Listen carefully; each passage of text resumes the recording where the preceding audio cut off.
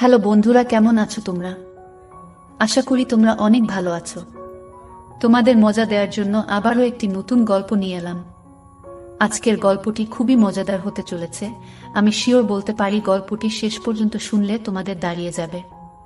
তাই ভিডিওটা শুরু থেকে শেষ পর্যন্ত দেখার অনুরোধ রইল। তাহলে কথা না বাড়িয়ে এবার আসল ঘটনা আসি। আমি সাজেদুল ইসলাম পল্লব, সবাই আমায় পল্লব নামেই চিনে। বয়স 25, উচ্চতা 5 ফুট 8 ইঞ্চি। 6 বছর আগে সেনাবাহিনীতে ভর্তি হয়েছি, বর্তমান পোস্টিং হয়ে যশোরে। আমাদের বাড়ি দিনাজপুর। বাড়িতে মা আর ছোট একটা বোন আছে। বাপ মহিদুল ইসলাম অনেক আগে মারা গেছে। আমি তখন ক্লাস 10-এ পড়ি আর ছোট বোনটা 6-এ পড়ে। তখন থেকে মা নিজে সংগ্রাম করে সংসার চালিয়েছে। ঘরে বসে সেলাই মেশিন দিয়ে মানুষের কাপড় বানিয়ে বানিয়ে আমাদের ভরণ পোষণ করেছে। কিছু চাষের জমি ছিল, তা চাষ করে আমাদের সংসার চলত। না তো আমার চাচা কাকারা যেমন হারামি এক মুঠো ভাত তুলে দেওয়ার মানুষ ছিল না। নানা নানি দাদা দাদি অনেক আগেই মারা গেছেন। মামা মামিরা আত্মীয় স্বজনরা কিছুটা সহযোগিতা করেছে, তাও না করার মতো। সাহায্য করেছে যাতে মা যা সম্পত্তি পেত ভাগে তা লিখিয়ে নিতে পারে। আমার সহজ সরল মা তা দিয়েও দিয়েছে। যা হোক, আমি কলেজে ভর্তি হয়েছি কেবলই, এমন সময় শুনলাম সেনাবাহিনী লোক নিবে। মাকে বলে লাইনে দাঁড়িয়ে গেলাম। আমার নিজের উপর ভরসা ছিল, কারণ আমি মোটামুটি সব দিকেই পারফেক্ট ছিলাম। যেমন উচ্চতা তেমন বডি। মা বলে আমি আমার নানা মামাদের মতো হয়েছি, ঠিক পালোয়ান। বাবা কাকারা তো এক একটা খাটো আর চিকন, কিন্তু সব কয়টা শুধু বোদের হাড্ডি। যাই হোক, ভালোই ভালোই টিকে গেলাম। বাড়িতে খুশির ঢোল বেজে উঠল। সবাই বলা বলি করল, যাক ছেলেটা চাকরিতে গেলে এখন যদি শেফালির কষ্ট দূর হয়। হ্যাঁ, আমি আমার মার কষ্ট দূর করার জন্য কোন দিকে না তাকিয়ে খেলাধুলা করার বয়সে চাকরিতে চলে গেলাম। গ্রামের বাড়ি হওয়াতে ভয়ের কিছু নেই, আশেপাশে তো চাচারা আছে। বোন রূপা আক্তার, বয়স 18, ইন্টার সেকেন্ড ইয়ারে পড়ে। বাবার মতো টিনে কাঠি। আমারই এমন মেয়ে পছন্দের না। জানি না অন্য ছেলেরা কিভাবে আমার বোনকে পছন্দ করবে। মা শেফালি বেগম, বয়স মনে হয় 42 হবে, দারুণ দেখতে, এখনো যুবতী মেয়েদের সাথে পাল্লা দিতে পারবে। ফর্সা লাল টকটকে, মার দীঘল কালো চুল, ঘন মেঘের ভেলা, এত ঘন লম্বা চুল যে তা সারা পিঠ বেয়ে কোমর ছড়িয়ে নিচে নেমে যায়। লাল টকটকে ঠোঁট আর টানা টানা চোখ, সব মিলিয়ে আমার কামনার নারী, আমার জন্মদানকারী বিধবা মা। যা চরম পাপ, যা কখনো পাওয়ার নয়। সবই জানি, সবই বুঝি, তারপরও মনের কোথায় যেন শেফালিকে নিয়ে স্বপ্নের নীড় রচনা করি। যেখানে মা নয় সে আমার শেফালি, শুধু শেফালি। আমার মনের এই গোপন চাওয়ার কথা শুধু আমি জানি। আমার সরকারি বেতনে মার রূপ যেন দিনকে দিন বেড়েই চলছে। মার গর্বে বুক সব সময় ফুলে থাকে। গ্রামে সব সময় আমার জয় জয়কার। 5 বছরে ভাঙা ঘর পাকা করেছি। এখন 4 রুমের বাড়িটা আমাদের শান্তির নিট। এবার ছুটিতে এসেই মা বায়না শুরু করলো আমার বিয়ে দিবে। কিন্তু আমার বিয়ের প্রতি কোনো মন ছিল না, যদিও এটা অনেক আগে থেকেই আমার বিয়ের কথা ভাবছে মা। আমি শুধু বারবার এড়িয়ে যাচ্ছি।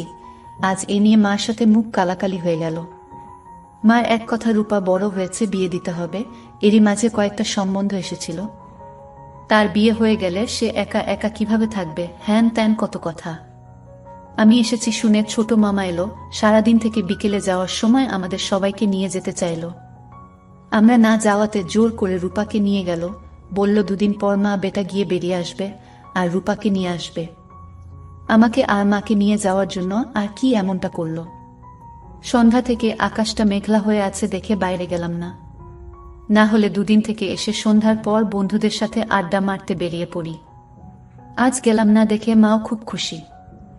গরম গরম পকোড়া ভেজে দিল। বিছানায় বসে মা বেটা মিলে আরাম করে খাচ্ছি। পল্লব, হুমা, কাউকে পছন্দ করিস? আমি মার মুখের দিকে তাকিয়ে মুচকি মুচকি হাসছি। বল না করিস? করলে এতদিন তুমি জানতে না, তবে হ্যাঁ, একজনকে খুব ভালো লাগে এবং এও জানি তাকে আমি পাবো না। কেন কেন পাবি না? আমার ছেলে কি দেখতে খারাপ? কোনো লাট সাহেবে বেটি সেরে? হা হা, তুমি দেখি রেগে গেলে। রাখবো না, এমন সোনার ছেলে আমার। আর কি না, বল তুই কে সে? বাদ দাও মা, আমার যাকে ভালো লাগে তার কথা দুনিয়ার কাউকে বলতে পারবো না, শুধু সৃষ্টিকর্তাকে ছাড়া। মা আমার এমন গম্ভীর কথা শুনে অবাক হয়ে চেয়ে রয়েছে। এটা কি কথা রে বাবা? আমাকে বলতে না পারিস তোর ভাবি মানে জামালের বুয়ের কাছে বলিস তুই? জামালের বুয়ের সাথে আমি অনেক ফ্রি ভাবে কথাবার্তা বলতাম, কিন্তু আমি মাকে বললাম তা না, তুমি আমার সবচেয়ে বড় বন্ধু, তোমাকেই যেহেতু বলতে পারছি না, সেখানে ভাবিকে বলতে গেলে তারা তো আমাদের শত্রু হবে, তাদের বলতে যাব কেন? তাহলে বল না, কে সে? কোথায় বাড়ি? কোন বাড়ির মেয়ে? মেয়েটি দেখতে কেমন? নাকি? আমি চুপ করে বসে রয়েছি, কোনো প্রশ্নের উত্তর দিচ্ছি না।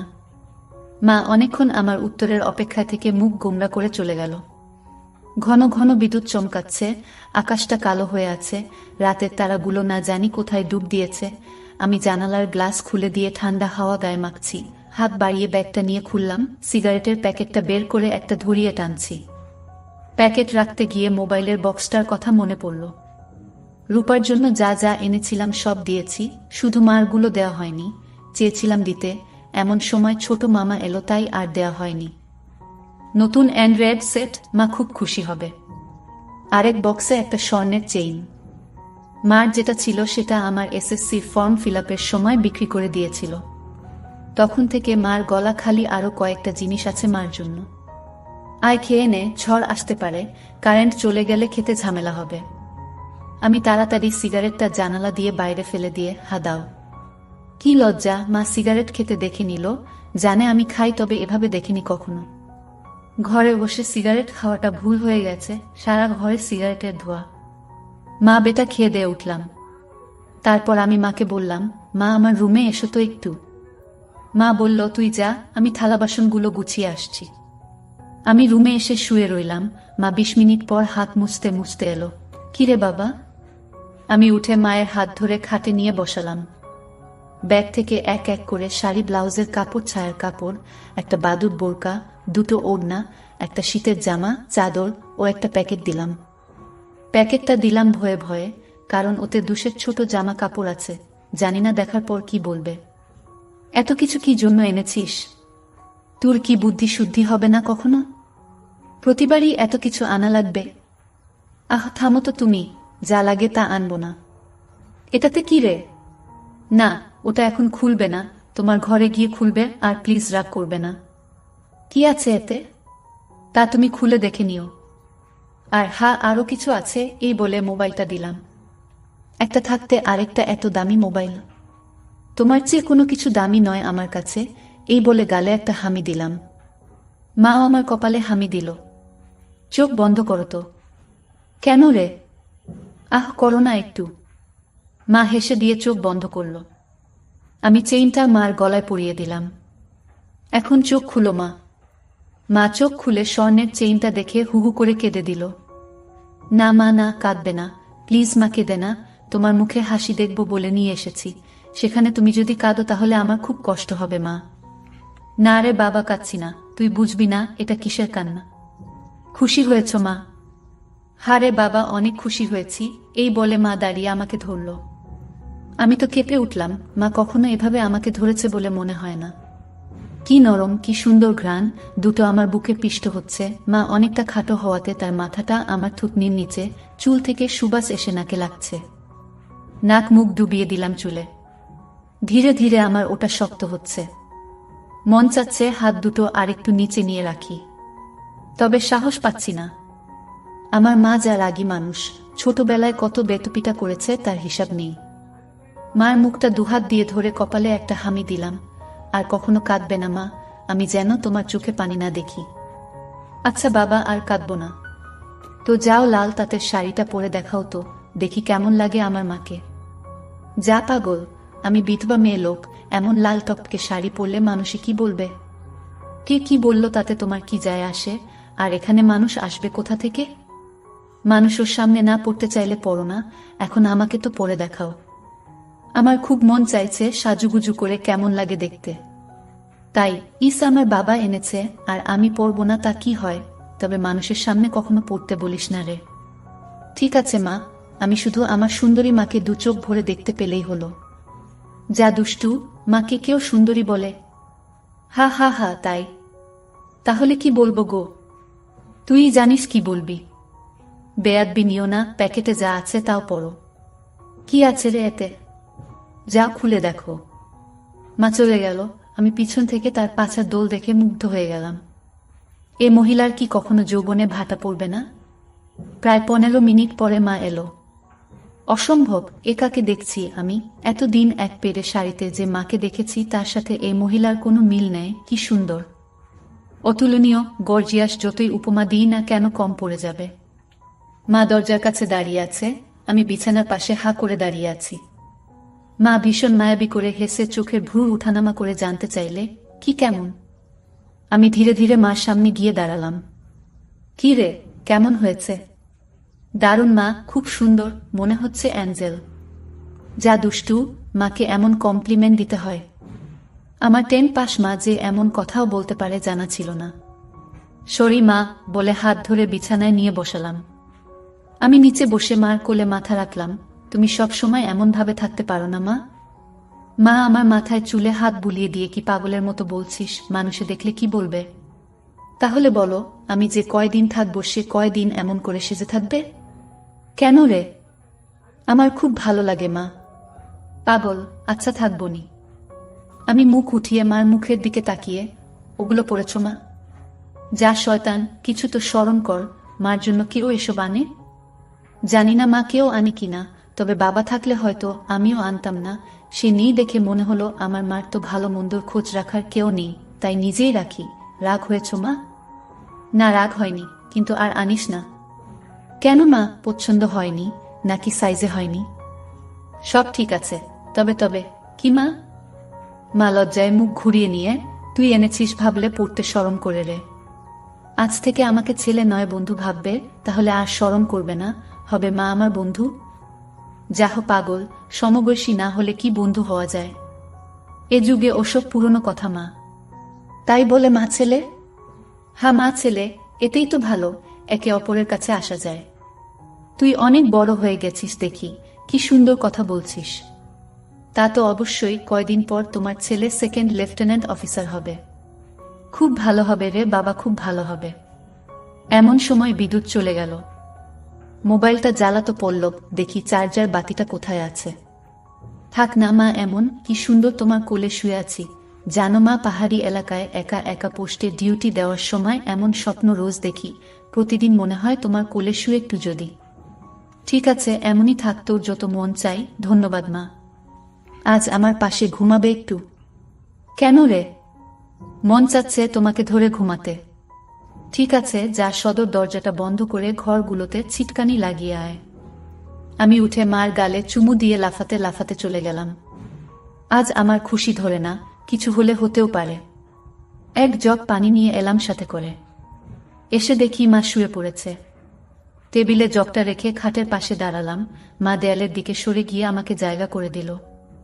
বজ্রপাতের আলোতে মার মুখটা মায়াবী মায়াবী লাগছে। খোলা জানালার হিম বাতাসে আমার মনে ঝড় তুলছে। জানি না আমার মনে কি চলছে।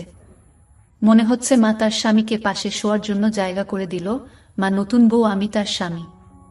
দাঁড়িয়ে রইলি যে, শুবি না? হ্যাঁ শুব। মার পাশে শুয়ে পড়লাম, দুজনে মুখোমুখি। আধো অন্ধকারে দুজনে দুজনার দিকে চেয়ে আছি। ঘুমাবি না? তুমি ঘুমাও, আমার ঘুম এত তাড়াতাড়ি আসে না। তাই আয় কাছে আয়, মাথায় হাত বুলিয়ে দিচ্ছি। আমাকে আর পাই কে? একেবারে মার বুকের কাছে বুক নিয়ে গেলাম, তবে কোমরটা দূরে রাখলাম। মা একটা হাত সাইডে লম্বা করে দিল, এখানে মাথা রাখো। মা তার হাতের উপর মাথা রাখতে বলছে। আমি সহজ মনে তাই করলাম। নাকটা মার বগল থেকে 3-4 ইঞ্চি দূরে। ভালো মতো দেখতে না পেলেও বুঝতে পারছি যে এর বেশি দূরে নয়, কারণ ঘামের ঘ্রাণ পাচ্ছি। মার বগলের ঘ্রাণই তো আমার শরীর আনচান আনচান করছে। মার বাম হাতের উপর শুয়ে আছি, মা ডান হাত দিয়ে মাথায় হাত বুলিয়ে দিচ্ছে। এতে করে আঁচল উঁচু হচ্ছে, আর যখনই বিদ্যুৎ চমকাচ্ছে তখনই ওগুলো দেখতে পাচ্ছি। নিজেকে কন্ট্রোল করা মুশকিল হয়ে পড়ছে। কাকে পছন্দ করিস বললি না তো? শুনলে রাগ করবে মা, তাই বলা যাবে না। কেন কেন? এমন কাকে তোর মনে ধরেছে যে শুনলে রাগ করব? বাদ দাও না মা, নিজেকে তোমার কাছে ছোট করতে চাই না, চাই না তোমার মনে কষ্ট দিতে। তোর কথার তো আগা মাথা কিছুই বুঝছি না। নাই বা বুঝলে মা?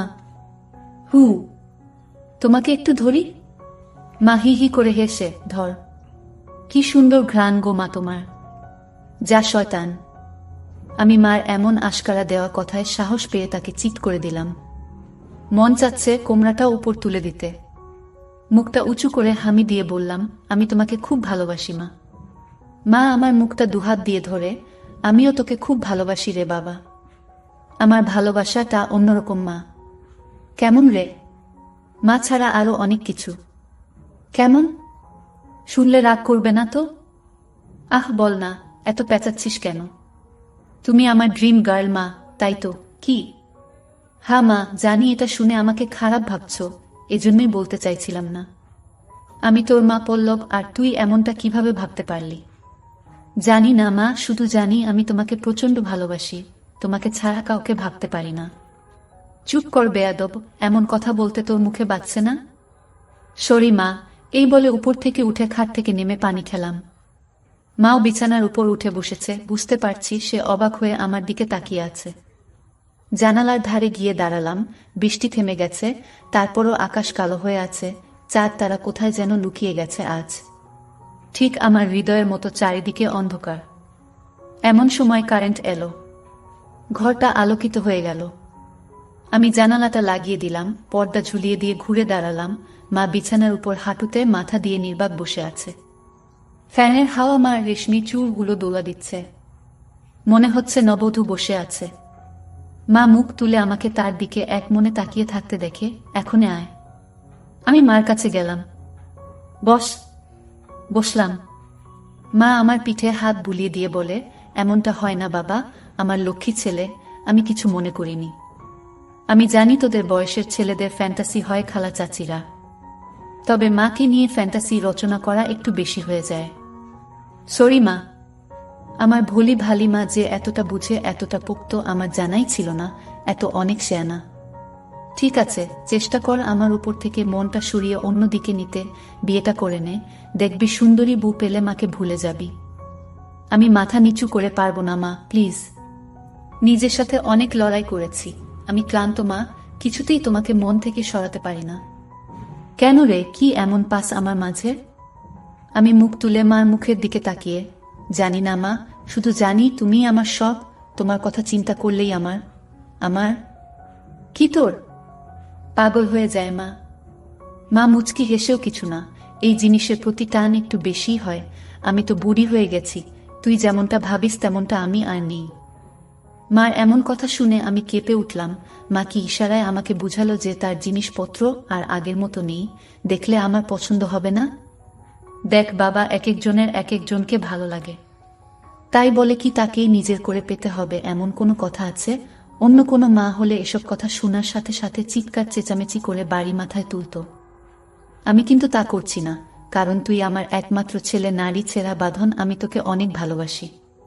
তাই বলছি, আমার ভালোবাসার মর্যাদা রাখতে বিয়ে করে নে বাবা, দেখবি ধীরে ধীরে আমার থেকে মন বোমার দিকে চলে গেছে। ধন্যবাদ মা, তুমি আমার কথা মন দিয়ে শুনেছ এবং যুক্তি দিয়ে ভালো মন্দের বিচার করেছ বলে। তবে লজ্জা না করে বলছি মা, এর আগেও আমি দু একটা মেয়ের সাথে মিশেছি, তারা শুধু সুখ পেয়েছে আমার কাছে, আদর ভালোবাসা একটুও পাইনি আমার কাছ থেকে। এমনকি আমার নিজেরও হয় না যতক্ষণ চোখ বন্ধ করে তোমাকে না ভাবি, যখন সে মেয়ের জায়গায় তোমাকে কল্পনা করি, তখন আমি আর নিজের মাঝে থাকি না। সুখের সাগরে ভেসে যাই কেবলমাত্র তখনই হয় আমার। তুই তো অনেক দূর এগিয়ে গেছিস তাহলে।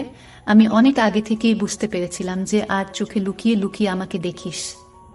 ভাবতাম শয়তান ছেলে পুলে, আর একটু বড় হলে সমবয়সী মেয়েদের সাথে মিশলে ঠিক হয়ে যাবে, কিন্তু এখন দেখছি তা না, তোর দেখি বয়স্ক মহিলাদের ভালো লাগে। এতক্ষণ মার সাথে এত খোলামেলা কথা বলতে পেরে নিজেকে অনেক হালকা লাগছে। সাহস করে মাকে ধরে শুইয়ে দিলাম। মা চুলে হাত বুলিয়ে দিচ্ছে। আমি তাহলে কি করব মা? সেটাই তো ভাবছি। যেটাই ভাবো মা, আমার মতো পরিবর্তন হবে না। মানে কি? মানেটা তুমি ভালো করেই জানো। মার কণ্ঠে এবার সত্যি সত্যি রাগের আওয়াজ পেলাম। তাই বলে সারা জীবন বিয়ে করবি না, নাকি ছেলে হয়ে মাকে বিয়ে করতে চাস? মা যে এমন কথা ঠাস করে বলে বসতে পারে তা আমি চিন্তাই করিনি। আমি বললাম, বিয়ে না করতে পারলেও তো তুমি আমার হতে পারো। এটা কি মামা বাড়ির আবদার নাকি? ছি ছি পল্লব, এমনটা বলতে তোর মুখে বাঁধল না? তাহলে সারা জীবন ছেলেকে এভাবেই দেখতে পাবে মা। তোমার এই পল্লব কখনো বিয়ে করবে না। মার চোখে জল টলমল করছে। আমি হাত দিয়ে তা মুছিয়ে দিলাম।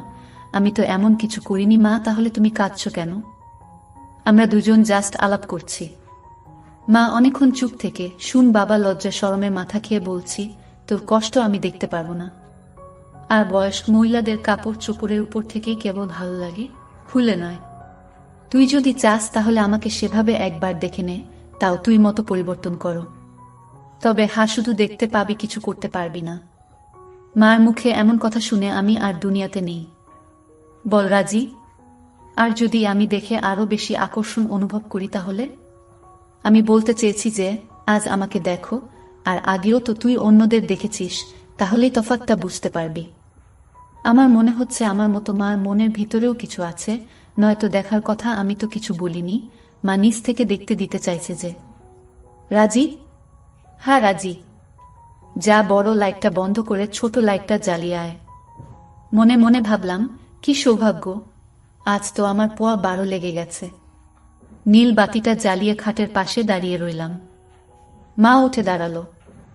ধন্যবাদ মা, আমার স্বপ্ন পূরণ করার জন্য।